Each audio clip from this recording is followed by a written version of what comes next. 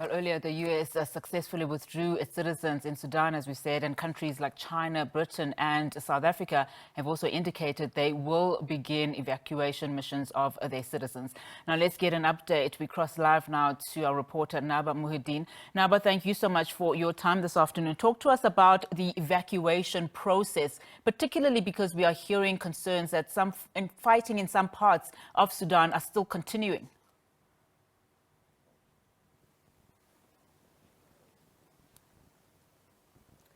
The evacuation process right now is unexpected and it's risky for the foreigners, as the military said in a communique this morning, and said the evacuation of French nationals and citizens was interrupted by RSF militia. They accuse RSF militia, but it's not confirmed who traded that attack.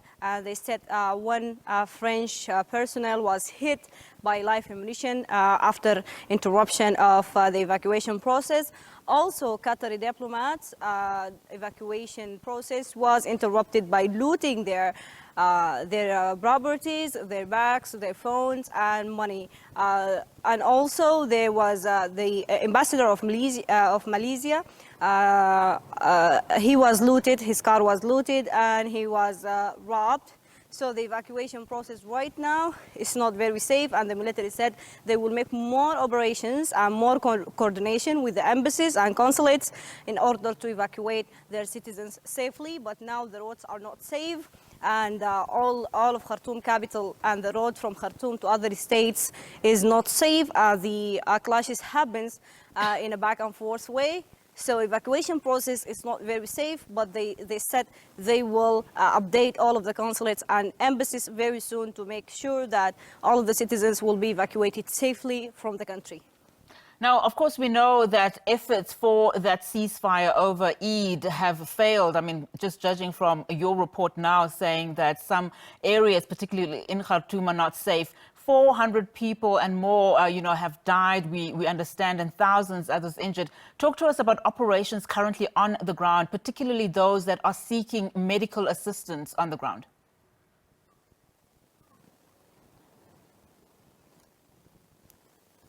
The situation on the ground remains fragile and uncertain, and the fighting is happening all over again every 2 or 3 hours, is renewed in different regions of the capital Khartoum and also other states, especially northern Khartoum and eastern Khartoum and Omdurman city. The fighting has never stopped, and the ceasefire has failed apparently.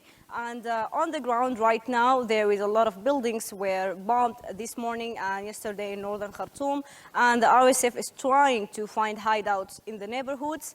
This is why the military is saying that the operation is very hard for them, because when the RSF troops are hiding in the residential areas, they can't use Air Force.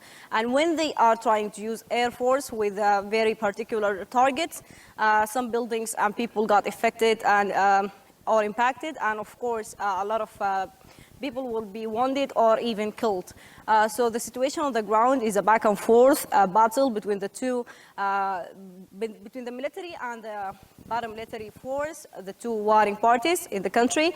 And right now nobody is making advances. Whenever the military is controlling a part, the RSF is recontrolling it.